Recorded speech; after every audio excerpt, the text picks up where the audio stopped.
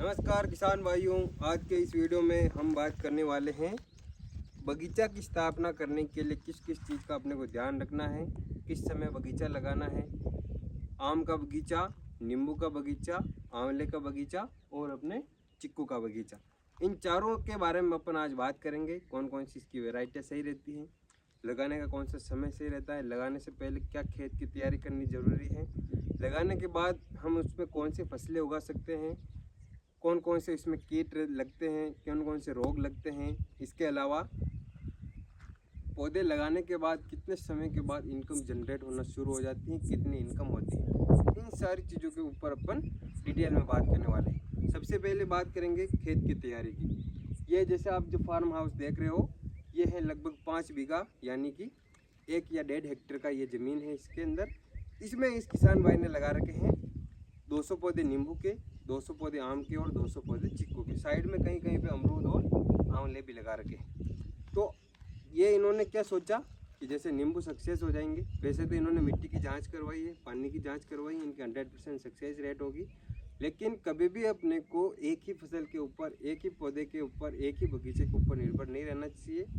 अगर आप शुरुआत कर रहे हैं तो शुरुआत अपने को थोड़े थोड़े से करनी है, ताकि अपने को पूरा अपने लॉस होने का रिस्क ना रहे। अब बात कर लेते हैं इन्होंने कहाँ से शुरुआत की थी। सबसे पहले इन्होंने खेत तैयार किया। खेत तैयार करने में इन्होंने जो भी एक्स्ट्रा जो पेड़ पौधे थे साइडों में, उन सारे पेड़ पौधों को जेसीबी से निकलवा दिया, खेत को समतल करवा दिया। अब इन्होंने लगभग 12 बाई 12 फीट के ऊपर इन्होंने ट्रैक्टर की मदद से गड्ढे खुदवा दिए। कब? अप्रैल महीने में इन्होंने गड्ढे खुदवा दिए।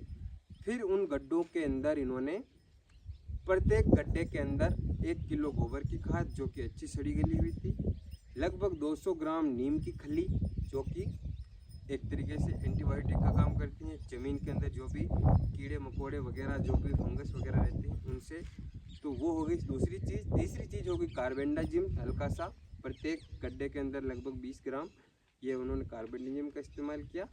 और ये तीनों चीज़ों को मिट्टी में मिक्स करके और गड्ढे को वापस भर दिया, थोड़ा थोड़ा सा खाली रखा। अब जैसे ही बारिश हुई इन्होंने पौधे परचेज किए। पौधे परचेज करने में आप देख सकते हो ये आम की केसर वैरायटी है। लगभग इसकी पौधे की हाइट है, मेरी हाइट 6 फीट, तो लगभग ये भी 6 फीट का पौधा है। सारे आम के पौधे 6 फीट की हाइट के हैं।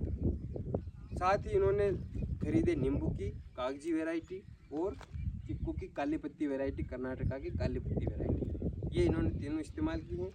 साइड में जो आंवले के पौधे लग रहे हैं वो है अपने चक्किया वैरायटी के आंवला है, और ललित वैरायटी का अपने जो लाल गुदा वाला होता है वो है अपने अमरूद हैं। तो ऐसी छोटी मोटी चीज़ें हैं। बाकी मेजर जो आम, नींबू और चिक्कू, सब में दूरी इन्होंने सेम रखी है, ताकि भविष्य में कभी कोई ट्रैक्टर की से जो खाली ज़मीन है इसके अंदर भी और कोई फसल उगा सके, तो भी सेम यही 12 बाई 12 का इन्होंने लगभग प्लांट और रोड टू मेंटेन किया है।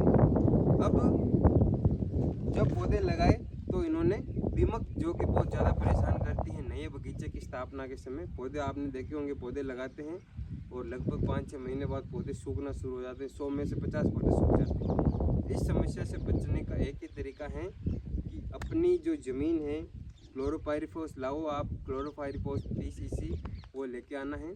उसको अपने को घोल बनाना है, लगभग 200 लीटर पानी के अंदर अपने को वो लगभग 2 लीटर क्लोरोपाइरीफॉस ऐड करनी है।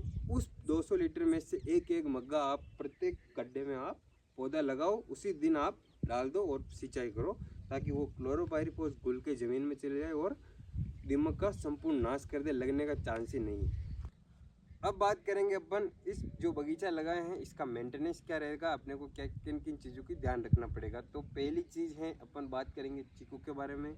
चीकू में किसान भाइयों अपने को कोई एडिशनल कोई दवा नहीं छिड़कनी है, अपने को सिर्फ और सिर्फ जड़ का ध्यान रखना है कि जड़ में कोई कीट ना लगे या कोई दीमक ना लगे या कोई फंगस ना लगे।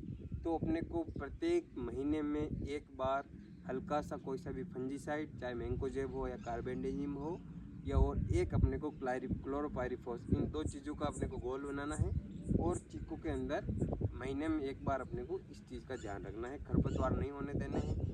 यहाँ तो अभी सावन का मौसम चल रहा है, सावन का महीना है, तो पूरा खेत ऐसे एकदम हरा भरा हो रहा है, लेकिन इनको ज़्यादा अभी नॉलेज नहीं है।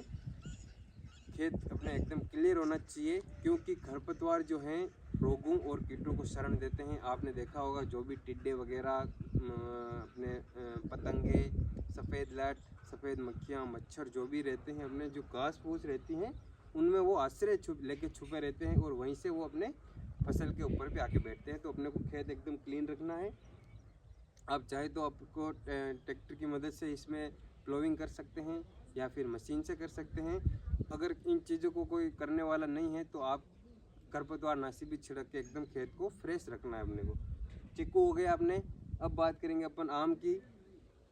आम और चिक्कू में जब फ्लोरिंग शुरू हो जाए तब अपने को प्लेनोफिक्स नाम की एक दवा आती है वो अपने को छिड़कनी है, ताकि फूल जो भी फूल है वो फ्रूट जो अपने सेटिंग हो वो परसेंटेज बढ़ सके। जैसे 100 फूल आए तो कम से कम 80 फूल तो फल में बदल सके, इतना अपने को तभी अपने मुनाफा होगा और चिक्कू के अंदर पैदावार होगी। तो चिक्कू के अंदर ज़्यादा कोई ध्यान रखने के विषय नहीं है। अब बात करेंगे अपन आम की।